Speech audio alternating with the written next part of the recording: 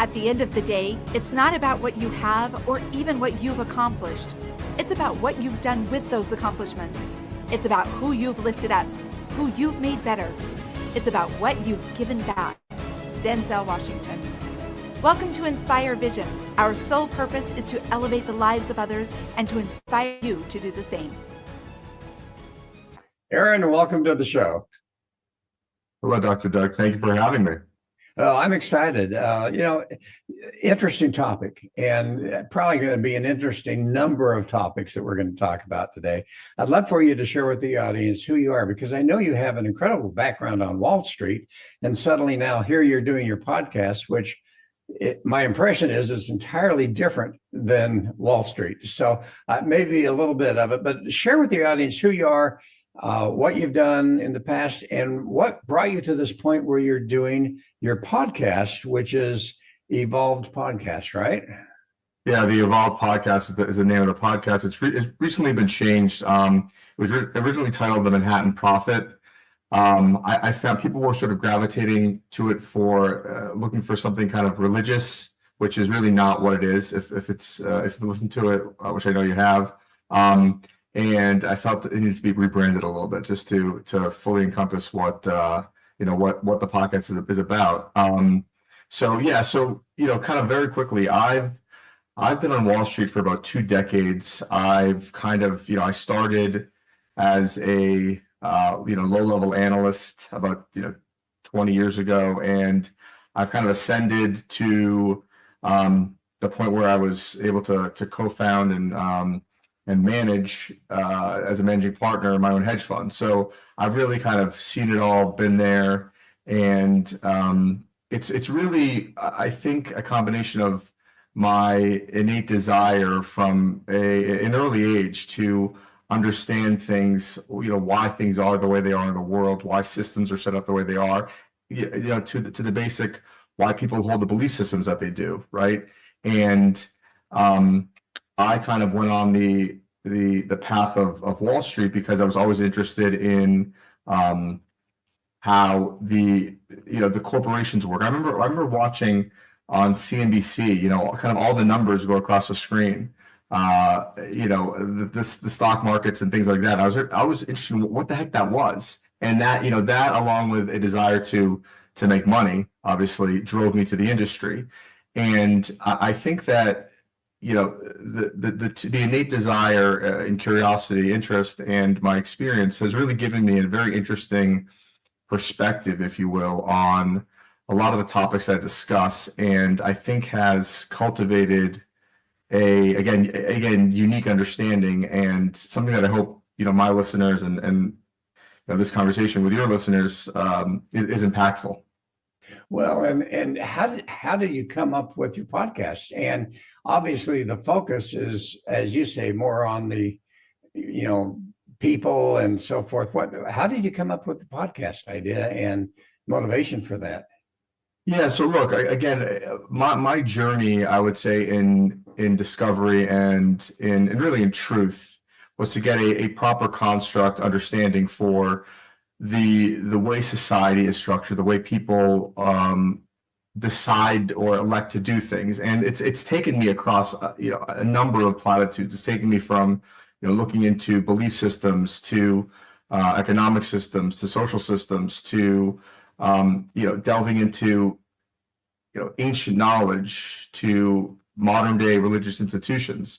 What you find is, and it's actually remarkable, is how the different topics or issues, if you will, transcend multiple planes. This is kind of a constant theme where anything from a metaphysical understanding to a self-identity understanding to social systems in our society, right? It's a very interestingly, surprisingly linear sort of relationship.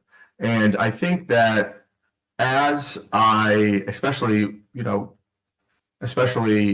my experience in Wall Street and seeing that end of things and seeing kind of, the society that I'm a part of, it really gave me a very interesting understanding. And my topics, I would say, are really rooted in providing people with a lot of knowledge, but most importantly, perspective. And letting people have the tools to look at these different topics in a unique way that they maybe wouldn't have or haven't before. And as I say, I think that it's really with giving people perspective, and hoping that sort of aha moment takes place and that resonates with them in some way. They can make a connection, and then they can maybe look into other topics like that. So yeah, I guess that's kind of high level. Okay, and it's so interesting. Every once in a while I do a lot of social media stuff with my podcast, so I'm on there once in a while, and every once in a while I'll see something on, say, TikTok, and it's like, really? And so I'll do a little research on it, and it's absolutely not true. And Yes. yet the person who is speaking seems to really believe it. So when we start talking about perception and, quote, truth and reality, that gets to be a very, very confusing situation. It really is, and it's important to taking a step back. We kind of live in, especially in the West, with dealing with this kind of fractured truth apparatus, right? Where we have institutions, government, the medical industry, healthcare industry, education systems that are really supposed to be at the bedrock of this kind of push for truth, to enlighten people, to help people, to provide people with the necessary information to make the right decisions in their lives, right? They're protect and serve. We want to create, good stewards of society, things of that nature. We want to make sure people's health is always at the forefront, right? But what's happened is you have a sort of these capitalist interests that come in and they taint the information that's being sent out, and it's for their own agendas, right? And this is really what a lot that I talk about, which is you have a society that has really and overtly, people don't realize this, but overtly been structured around a capitalist mindset, right? Where the end justifies the means, where capital is king, and this creates a pervasive decay on a societal level. And then what happens is when you have people, and this sort of makes sense, right? But I don't think people pick up on it necessarily. When you have those belief systems, when you have those values in society, when capitalism and your job and corporate interests create effectively the values, it impacts the individual's belief systems, and it impacts the individual's sense of self and identity, right? And this is really what I'm hammering home, and what I'm hoping to enlighten people to, where they might not necessarily understand why they believe the things that they do, or live their lives the way that they do. And what I have found, and again, it's important to be diligent in and having the right framework for discerning truth, because to your point, there's a lot of people out there who makes statements with such confidence, but when you look into it, it's readily apparent that it's just not the truth, right? But yeah. So yeah. Go ahead. No, go ahead. What I was going to say is, I remember a saying that I got when I went back to business school, and truth is what truth is for you. And that's a belief, that's a saying. But from what I'm hearing you say, and quite frankly, what I believe is that truth to us is merely a result of our perception of what's going on. And what you're saying is, particularly this capitalistic concept is overpowering things to the point where we are kind of programmed to believe a certain way, to live a certain way, when in fact that's not really, quote, the truth. Right, exactly. And I think that I don't know how much time you spend between your respective places, which are very different from a demographic and from a cultural standpoint, right? So, but especially in the West, you have let's just look over the last 100 years, right? You have this overt push through the Industrial Revolution with the robber barons and the industrialists who they formed overtly out in the open the education system in the United States. This is the system that we still use to this day. right? And what you find is that and they were outspoken, the underlying tenets of this system was not to create, I think they quote, philosophers or, men of letters and lawyers and doctors. It was to create docile workers who would lend themselves well to the industrialist framework, right? And the bureaucratic framework. This is what they were creating. And the curriculum, which was formed around the 18th century Prussian model, was in fact to do just that. So let's take a step back. Think about this. If you're growing up in America, you're going to school, everyone's going to school, everything, everybody's talking about the same fads and the this and the that, and you've got all these things going on with, you're a teenager. You don't ever kind of take a step back and say, wait a minute, why am I learning things the way that I am? Why am I sitting at a desk at the age of 8 for 6 hours a day, memorizing, learning, never questioning? You never question what you learn. You never question beliefs. You memorize beliefs. You memorize and regurgitate, right? You've been schooled across, you've been schooled for a while, so you understand how it works, right?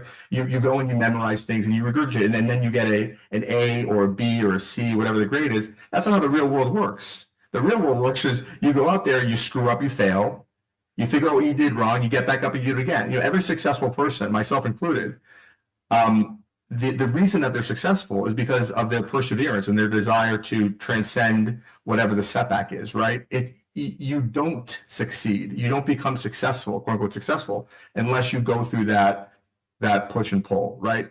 But the framework you get, and this is just one example, the framework you get from that indoctrination is vastly different from not only the real world, but from many other ways of viewing the world, right? So if you're corralled down this path, you're fed a very, and then you've got the society as a backdrop where it's very much a materialist, consumerist driven mindset.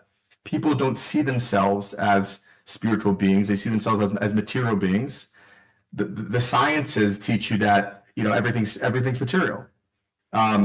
This is not, we talk about truth and not truth, but this is not true, right? This is just not the truth. And we've discovered this, right, through quantum physics recently, where there's been a lot discovered recently in quantum physics, but where we learn everything is vibration and energy. Well, this is vastly different from what you're taught for 12 years in basic science, right? So but it's it's these little things that add up, and they shape and form your sense of self, and then again the way society views itself, and then that impacts how they live their lives and their behavior, right? They live their lives in many ways through repetition and appetite. They don't necessarily, or reflex and appetite and repetition. They don't necessarily take a step back again and see the big picture and what they are, and then come to understand the different ways that they might live their lives as a result. Okay, so you talk about education. You went back quite a ways to the industrial age and so forth. I'm going to hit you with the education presently. What are your thoughts on what's going on there? Remarkably, you've seen very little change, which I think is emblematic, and I think it speaks to a lot of what I'm saying, where you see these, and on a grander scale, if you look at the evolution of the human being relative to technological advancements across specific industries or market sectors, right? I mean, look at the amount of investment from infrastructure to R&D. Well, where are we now as human beings? Have we evolved? My contention is that we have not evolved. In fact, we may have devolved. Our health is the worst, physical and mental. We have bloated debt burden. I think we have the highest levels in the States. We have the highest levels of consumer credit card debt, I think, since 1999, by way of the Federal Reserve Bank of New York. I mean, so if you look across a number of different planes here, and you kind of have to, it kind of begs the question, what has been our focus? What have we decided to place our energy and attention to? And I think what you find is that it's through accumulating money, it's through working, and it's through consumption. This is not, in my opinion, the way that we should be structuring society. And if you go back and you look at the ancient teachings, and even the fundamental tenets of Abrahamic religions. This was not the way people wanted to live their lives and structure their lives, and this isn't necessarily the way that we should be, right? Well, yeah. So and what's interesting is, and you also see, and I speak to this. You see people who are, they're pessimists, and they're kind of overwhelmed, and they feel like we're in this matrix, and there's too much to overcome, there's too much corruption, and there's too much that's been infiltrated, and they're kind of like, they put their hands up and they say, it is what it is, like, I can't do anything. A lot of what I'm doing is I'm trying to make people reassess that belief, because that's just not the way they should be thinking. And I don't want to be dogmatic, but it doesn't lend itself to anything positive. And in truth, if you look at the systems, right, the systems themselves are not inherently evil. It's the consciousness beneath those systems. It's the people within those systems that have decided that this is how our education system should be structured. This is how our healthcare system should be structured. This is how our government should be structured. Now, so we in fact do have the power, right? We have the power to make changes. And people say, oh, well, there's so much corruption. Well, guess what? If people decide that they're not going to take the kickback, they're not going to take the bribe, right? This requires a paradigm shift in thought.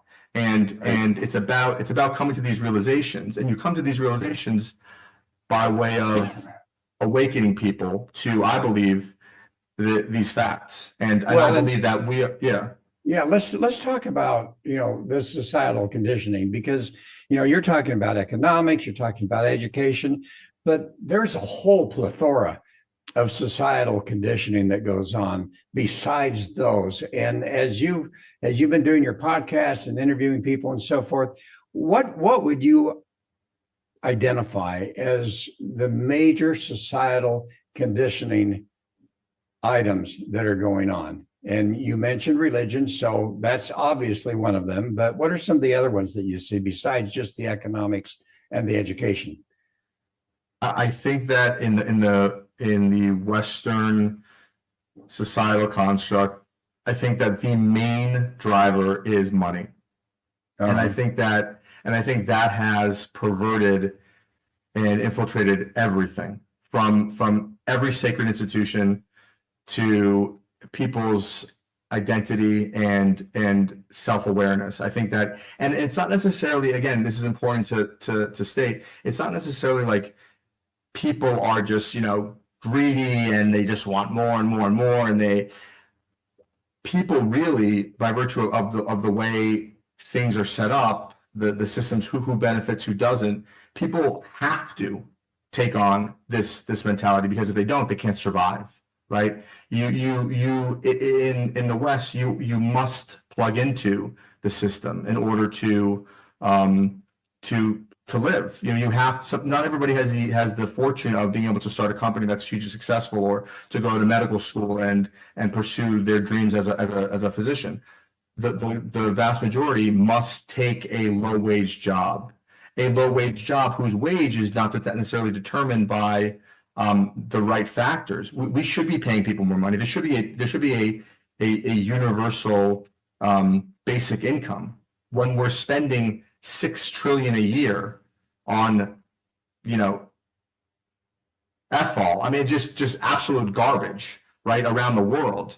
We are taking, taxpayer dollars, and we are forcing Western hegemony down the world's throats, as we have been for decades. When we've elected to allow corporations to harvest and extract without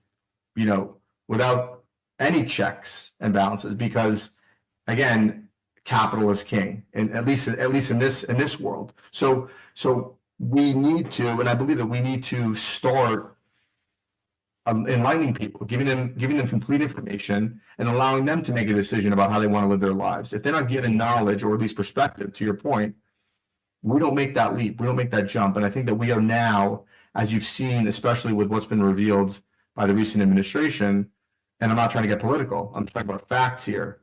The level of depravity and deception and decay that has taken place as a result is just, it's astounding.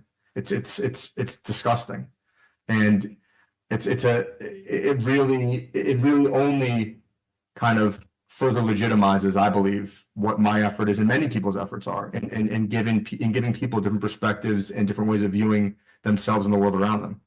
Well, and as you talk about the economics, and that's the driving force, and I don't disagree with you. I think that has a lot to do with it.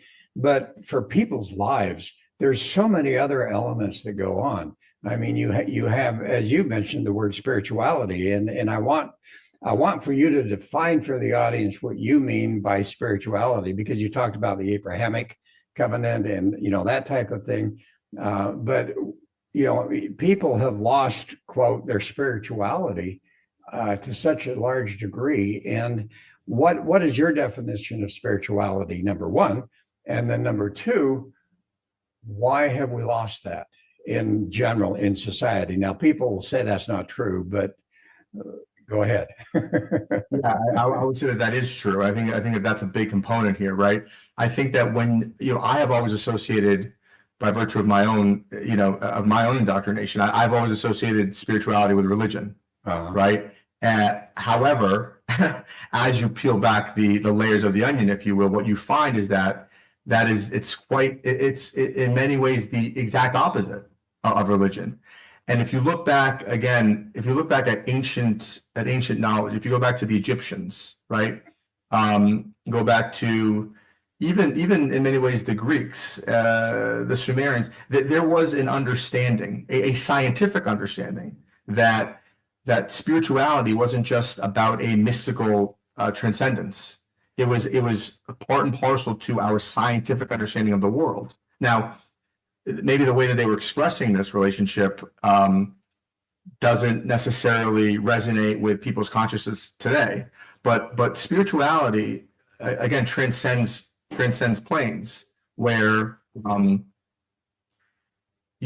believe that we are all spiritual beings living in a material realm, if you will. I believe that we are all part of a sort of universal consciousness getting to know itself through different faculties and experiences. We live in this realm, and it's about our connection to one another, recognizing this universal oneness, and it's about experiencing yourself on a higher plane, making that connection and saying, look, I'm not just this dust in the wind entity that goes around, dies, goes in the ground, and that was it. That was fun, right? This is not, in my opinion, right, in my belief, the way it is, and this is substantiated and legitimized through, again, ancient teachings, through really basic doctrine that you actually find when you go back into the old teachings, the original teachings of a lot of these Abrahamic faiths. You find that link, you find that connection, and this goes across Eastern philosophy. This goes into, again, the Abrahamic faiths. There are so many commonalities. There are so many common links. They are expressed differently because they're different cultures, but people don't realize that. People are so segmented. People are so disconnected, right? So again, I hope that answers the question. I can give you more there, but I think on a basic level, that's really what it's about. And it's about a personal connection to that realm, a personal connection to that field of experience. This is what real spirituality is. And just very quickly, but if you look at, one overt example, if you look at the Catholic Church, for example, right? And their origin, and even in the Jewish and Islamic faiths, you have this embedded patriarchy, right? Well, why do we have this embedded patriarchy? What was the reason? Well, the reason was there was a rejection of the feminine goddess, right? It was, and this was a function of societal, economic, sort of empire driving factors. But the sacred feminine was the mystical, spiritual part of consciousness, right? The male was the logical, rational, and there are many ways of expressing this. This was expressed differently across many different civilizations, but this was rejected, right? And this was because I believe, and this moved all the way into the Renaissance ages, the Enlightenment periods in Europe. I mean, the Pope reject anything other than a materialist worldview because you had to access the divine, the spiritual, the mystical through this Yeah. this institution, right? And it's interesting. Yeah. It's interesting. I didn't mean to interrupt there, but it's No. interesting as I've looked at it. For instance, today I was just looking at an article, and it was fascinating to me because what you say about losing the feminine part of it, and that Heavenly Mother, or however you want to refer to that, it was interesting because in many of the scriptures, particularly for Christianity, man is the head of the wife. Well, you get into the original meaning of that Greek, and what does it mean? He is the source. In other words, they're co-equal, but he is the source, apparently, but he's there to be co-equal with his wife and to support. And what I have found is that it's fascinating how the words that have been used, for instance, in English. And I was talking to some religious young men yesterday and talking about the fact that, okay, what does it mean? What does it mean to sin? And they were going on, I said, well, what's the original Greek word? Or better, what? Perfection, be therefore perfect. What's the better word for that? And they go, oh, I don't know. I said, well, bottom line is, if you get to the original Greek, it's complete. Well, that changes the whole perception and truth of be complete rather than be perfect. And then what was interesting, and I said, so how does that equate into Thai? And because he speaks Thai, and he says, it's interesting. They don't have a word for perfect in Thai. He says it's more along the line of complete. So it's fascinating to me that when we look at modern day religion, in fact, what's really interesting to me is, we talk about spirituality, we talk about goodness, we talk about that innate divine within us. And yet all I see so much is Catholics this, Baptists that, Mormons that, Islam that, and so on and so forth. And it's like, here they are saying that they happen to belong to these various faiths and religions. And yet the very thing that is, as you say, taught from the foundation, going back, and you're right, I've studied it. You look at Christianity, you look at Islam, you look at Buddhism, you look at Hinduism, guess what? They all have basically the same truths that have been taught if you get to the root cause and root teachings. So it's interesting to me that somewhere along the line, people have lost this concept of honoring other people. I was fascinated when I'm here in Thailand. I went to one particular temple area, and as I was walking in, there was this other building on temple grounds, the Buddhist temple. And I'm going, what's that? And the guy said, oh, that's a Muslim temple. And I'm going, really? And what they've done is they incorporate and welcome everyone, all different religions. And you don't see that, that vehement kind of unkindness that exists. And, well, you're right and I'm wrong, or I'm right, you're wrong, and type of thing. What has happened to us spiritually? Why has that happened, in your opinion? Yeah, and I think that this requires a multifaceted answer, but I think what you're touching on, I think that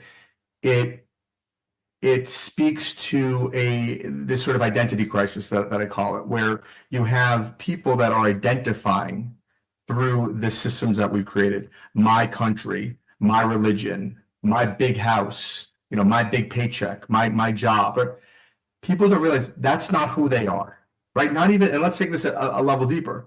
Their thoughts, their emotions, those are not you either, right?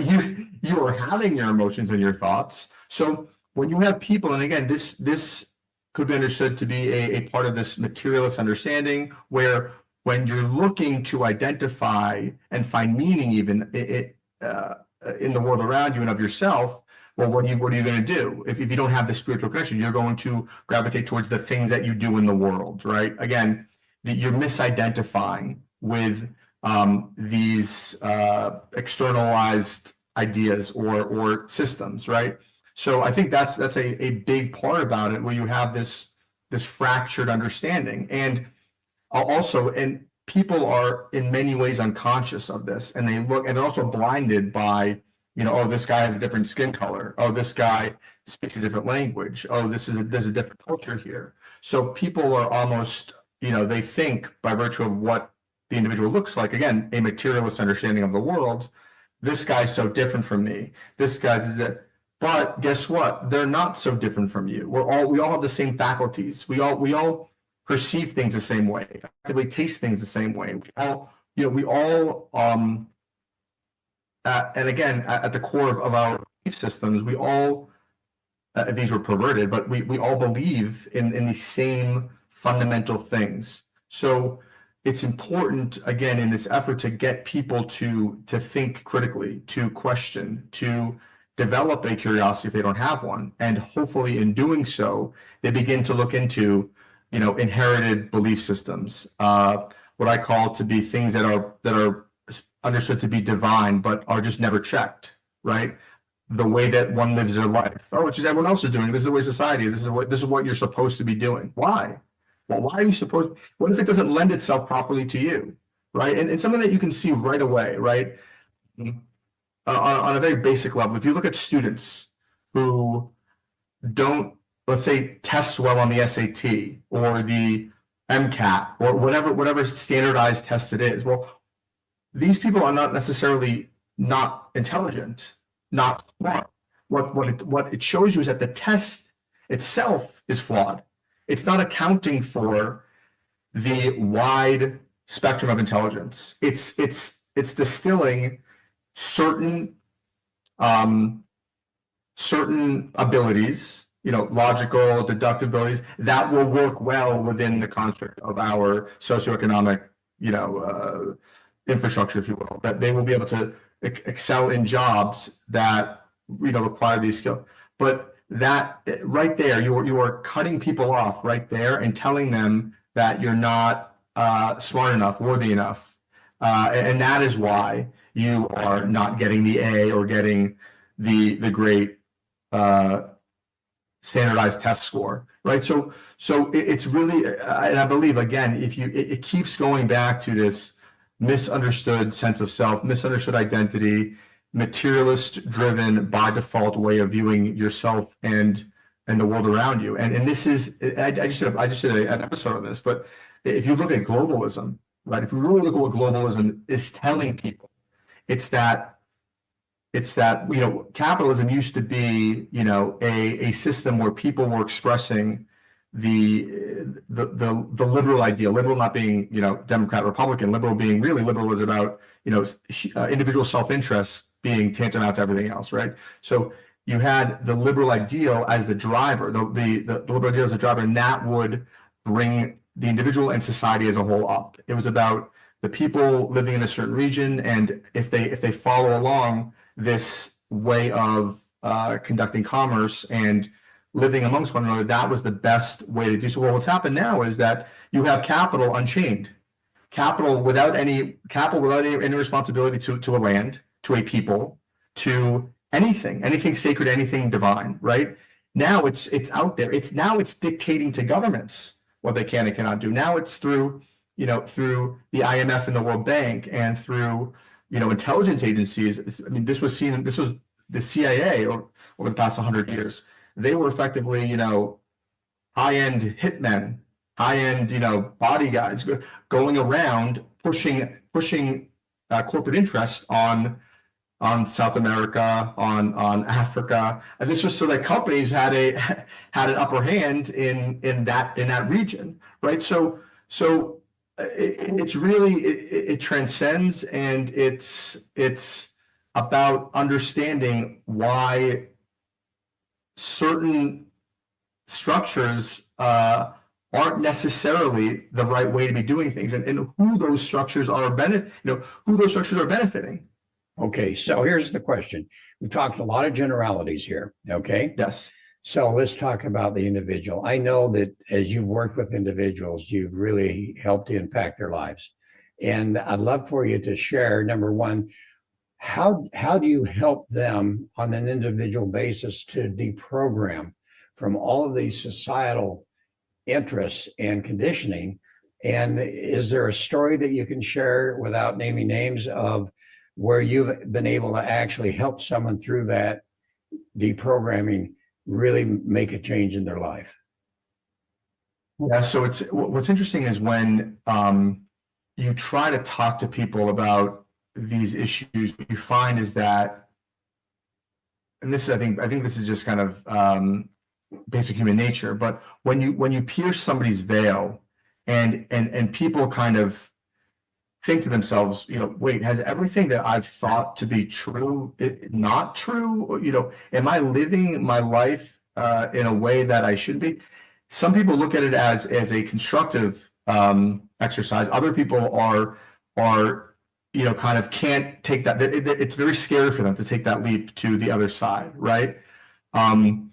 But one story that I think is worth speaking to is actually with my own mother, and I really for years I've been speaking to her about how the corporations have infiltrated our food system in the States, and you have companies like Monsanto, for example, where they came out and they were using pesticides that killed the insects and the crops, and as a result they patented and sold their own GMO seeds, and those GMO seeds could now withstand the pesticide, specifically glyphosate, which is used. They call it, a might be carcinogen, but I think that the data speaks for itself. It also has terrible impact on the human, the endocrine system, the reproductive system, the microbiome in people's stomachs. So it's just a tragic situation, but people are not aware of this. So anyway, I really started pushing on my mother. I said, please stop eating non-organic produce. Please don't buy GMO products, because this glyphosate garbage is in everything, especially in the States. I think the numbers are crazy, like 90% or 90 to 100% of all corn and soybean product is GMO laden with glyphosate. Wow. This goes into snack foods, Pepperidge Farm, Goldfish, Cheerios. I mean, this isn't stuff we feed our children. The wheat is just pounded with stuff, and people don't associate or know. And I begged my mother, and I would send her articles, and I would send her. And this at the time was fringe. I mean, we saw a big expose recently, but this was very kind of fringe thinking. And I said to her, and she had a macrobiotic diet when she was younger, so I thought it would resonate with her. But it took me a long time to convince her to make that change. And I think that that's one way. So it's starting with giving people practical things that impact their daily lives, that aren't so woo-woo. Or if I go up to someone and say, listen, I know you think that you're just this material being that's going to die and nothing happens after life, right? I mean, it's tough to really get people to want to jump into that ship, right? So I kind of try to start with stuff that impacts them on a daily basis, and they're going to the health industry and how that shifted dramatically by the industrialists. The American Medical Association was set up. It was a BS association, Rockefeller and the Flexner Report of 1910. I mean, you go back and you really see what allopathic medicine does and did and why it was introduced. They were full rejection of holistic and homeopathic approaches to medicine, nutrition through medicine. I mean, or medicine through nutrition. I mean, that's the hack, right? If you eat well, your body is built to take care of itself on a fundamental level, right? Obviously, there are outliers there, but so this whole way of thinking, right? If you can again start small and start showing people, piece of information, allow them to make certain changes. I think that's the way to do it. And my mother, I was able to, after a couple of years, finally get her to start making these changes. And remarkably, and this is the truth, what she cites as changes in her life are insane. From increased clarity to from talking about the problems with alcohol consumption. I mean, just stopping drinking and not eating GMO products and ultra processed foods.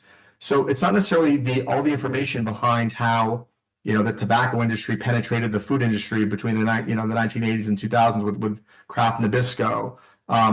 It's not necessarily going into those details with some people. Some people, that works well for them, but it's about getting people to make small changes that they can on a practical level in their lives, and hoping that, the bet pays off, that they'll start feeling it and experiencing it.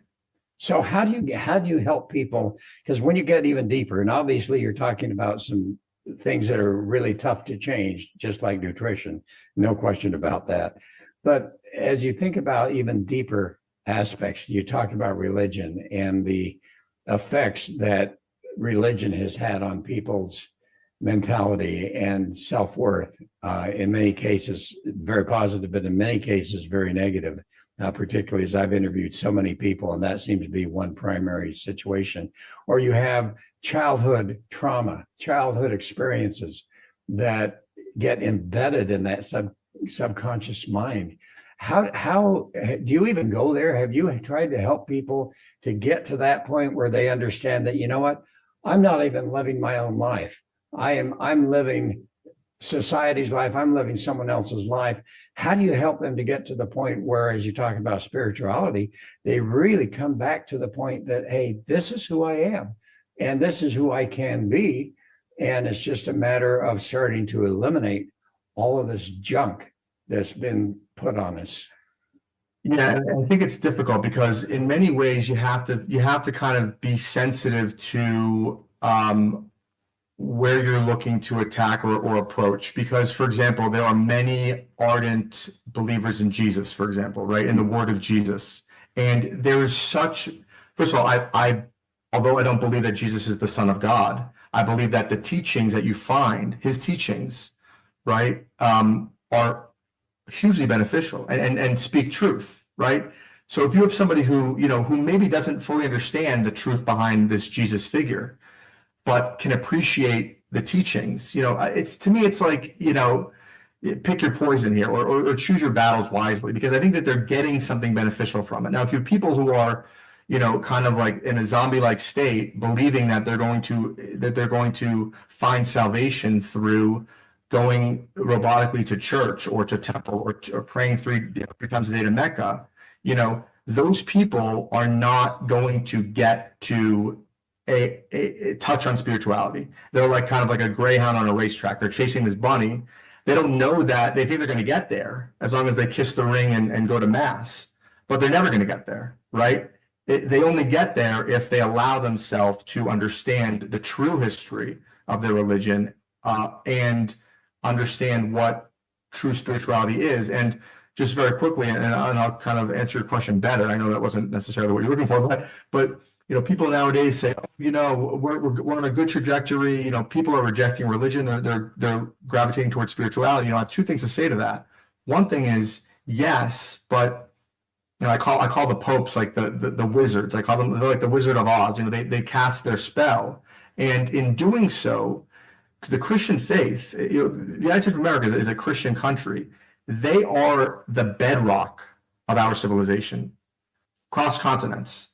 Their belief system, their way of viewing the world, their way of structuring is the underbelly of even political ideology, great thinkers, John Locke, Thomas Hobbes. I mean, these guys were the bedrock of the Declaration of Independence in our Constitution. They were the great minds that structured, and they were Christians, right? So it's very difficult to separate that from today. So people don't understand that. They think that, they're rejecting the institution of the church, therefore things are on the right path. No, that's not what's going on, right? That's just not the reality. And I just lost my other train of thought here, but That's another. all right. That's all right. Yeah. The point being, obviously, that values, if we get to the deep values, as you say, get back historically, the values are taught very similarly from all different religions. They just are. That's a fact. And yet, for some reason, we've tended to lose that. Now we're running out of time, my friend. Yes. Sorry. So a couple of questions. Number one, how do people find your podcast? My podcast is across all platforms. So You can find it on YouTube, Apple, Spotify, Amazon, iHeart. It's called The Evolved Podcast with Aaron Scott. I would love for you to tune in and listen. I think that there's a lot of information I put out there that's perspective shifting, and I think that it'll be worth your time. Okay. And if you could leave one final message with the audience, what would that be? One final message would be to ask questions like why, how, create curiosity, and look for answers, look to improve yourself through that endeavor. That would be my message. I love it. And curiosity is such an important thing, and it's fascinating to me. And we are going to close because we've run out of time. But the one thing that comes to my mind is as I've interviewed so many people, such as yourself and others, they've had this incredible life as far as professionally. And yet somewhere along the line, that curiosity has caused them to go beyond that economic aspect to where they're now looking at that spirituality. They're looking at that transformation. And so I appreciate what you're doing. And I hope that people come on your podcast because I think they'll get some great value. I've looked at some of them and I think that, the topics are just fantastic. So Aaron, thanks so much for being on the show. Thank you for having me. Really enjoyed it. Thank you. You bet. And folks, thanks for listening. I hope you've enjoyed it. This is Dr. Doug saying namaste.